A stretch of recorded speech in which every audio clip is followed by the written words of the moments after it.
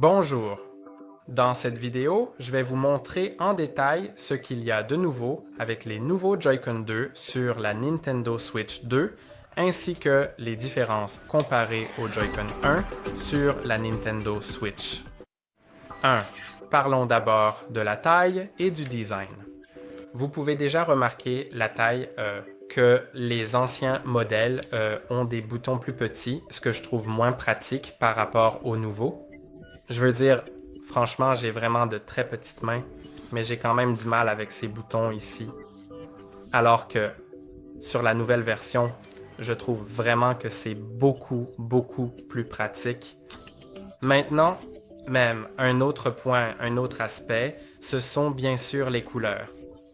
Donc, j'aimais vraiment ce style quand la Switch 1 est sortie pour la première fois, mais je pense que je m'en suis déjà un peu lassé.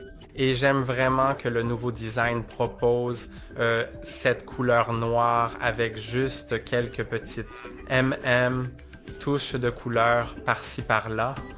Et quand on détache aussi le Joy-Con, c'est pareil. Et vous avez peut-être déjà remarqué qu'il se détache différemment que sur la Switch 1. Ici, tout ce que j'ai à faire, c'est d'appuyer sur le bouton à l'arrière et il se détache grâce à un aimant.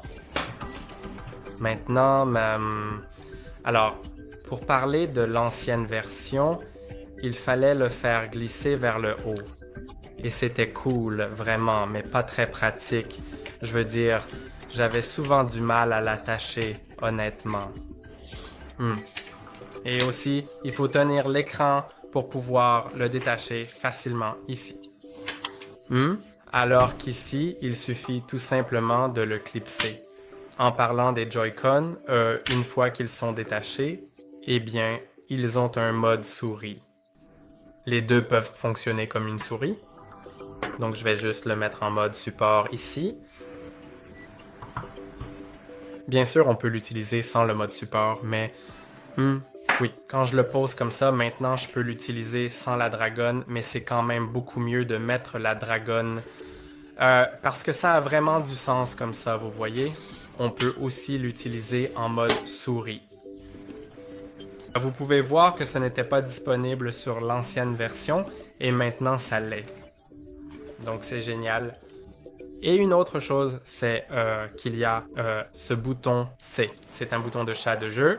Et en parlant de chat de jeu, il y a une nouvelle fonctionnalité sur la Nintendo Switch 2. Vous pouvez brancher une caméra externe vendue séparément par Nintendo pour passer un appel vidéo, un chat vidéo avec des amis pendant que vous jouez à des jeux et tout ça. Donc, je pense que certains d'entre vous pourraient aimer ça. Oui, comme vous pouvez le voir, ça fonctionne parfaitement bien avec la souris, les fonctions de la souris, même sur ce bureau blanc, alors que ma souris standard que j'ai branchée à l'ordinateur en ce moment ne gère pas ça très bien. Donc, c'est vraiment super que ça fonctionne même sur ce genre de bureau. Alors, je pense que ce sont là les différences principales et les plus notables entre les Joy-Con. La plus grande différence, c'est bien sûr le type de connexion M qui est magnétique. Bien sûr, si vous prenez le connecteur de manette que j'ai juste ici, vous pouvez aussi l'attacher, mais personnellement, j'ai toujours du mal à le faire sans dragonne. D'accord. Oui. Vous pouvez l'attacher très simplement, comme ça, et aussi le détacher avec le bouton à l'arrière, bien sûr. Et c'est tout pour les Joy-Con. J'espère que la vidéo vous a été utile. Dites-moi dans les commentaires ci-dessous ce que vous pensez des nouveaux Joy-Con. Peut-être que vous préfériez l'ancien système coulissant, mais peut-être que vous préférez la nouvelle version. Personnellement, je préfère les nouveaux, c'est certain.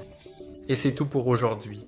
N'oubliez pas de liker et de vous abonner et on se retrouve dans la prochaine vidéo.